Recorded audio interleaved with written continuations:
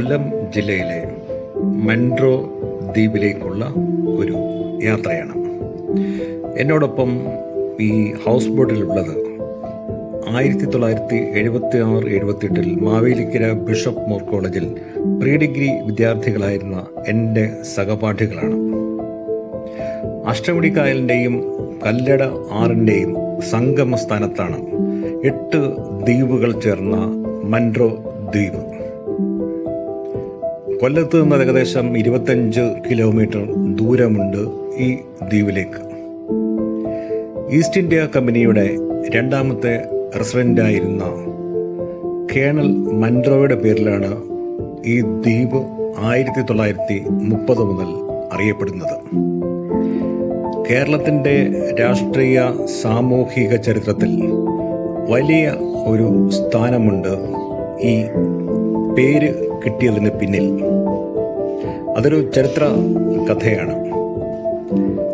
തിരുവിതാംകൂർ ഭരിച്ച റാണി ഗൗരി ലക്ഷ്മി ഭായിയുടെയും തുടർന്നു വന്ന റാണി ഗൗരി പാർവതി ഭായിയുടെയും കാലത്ത് കേണൽ മൺട്രോ ആദ്യം ദിവാനായും പിന്നീട് റീജന്റായും തിരുവിതാംകൂർ ഭരിച്ചു.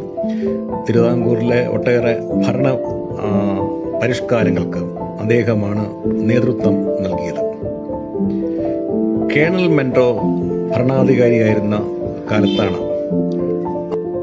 ഈ 2 കായലിൽ നിന്നും ആറിൽ നിന്നുമുള്ള ചെളിയൊക്കെ കുത്തിയെടുത്ത് ഫലഭൂയിഷ്ടമായ കൃഷിസ്ഥലം മൺട്രോ തുരുത്തിൽ ഉണ്ടാക്കി. ഈ ഭൂമി അദ്ദേഹം ചർച്ച് മിഷൻ സൊസൈറ്റിക്ക് CMS സഭയ്ക്ക് വിട്ടു നൽകി. അവർ ഇവിടെ വലിയ തോതിൽ നെൽകൃഷിയും തെങ്ങ് കൃഷിയും ആരംഭിച്ചു. ഇതിൽ നിന്നുള്ള ആദായം എടുത്താണ് 1813 കോട്ടയത്ത് അവർ വൈദിക പഠനത്തിനായി സിറിയൻ സെമിനാരി സ്ഥാപിച്ചത്.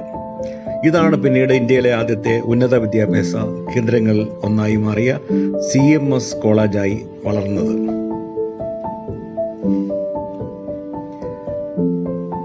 മൺട്രോ തുരുത്തിൽ നിന്നുള്ള ആദായം അത് 1930 വരെ CMS സഭ എടുത്തുകൊണ്ടിരുന്നു.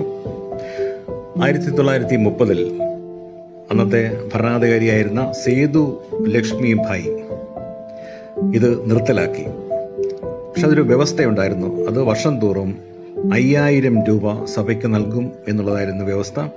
അത് നൽകിപ്പോന്നു. 1962 അത് നിർത്തലാക്കി.